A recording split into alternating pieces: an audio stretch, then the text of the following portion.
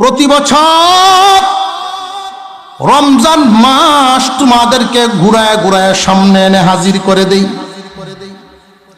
এই রমজান মাসের পবিত্রতা যারা রক্ষা করতে পারবে, রমজান মাসের পবিত্রতা যারা রক্ষা করবে, ঈদের দিন সকাল বেলায় যখন মানুষ ঈদগাহে যায়, আল্লাহ পাক রব্বুল আলামিন ডাক দিয়া জিজ্ঞাসা করেন, ফেরেশতারা রে,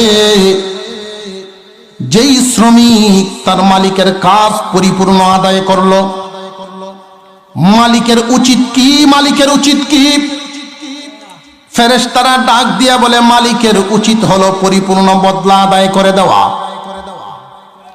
এবার আল্লাহ পাক রব্বুল আলামিন বলেন, ফেরেশতারা রে, আমি আল্লাহর চাইতে ভালো কোনো মালিক আসেনি? আমি আল্লাহর চাইতে উত্তম কোনো মালিক আসেনি? ফেরেশতারা বলেন, না, আপনার চাইতে ভালো কোনো মালিক নেই।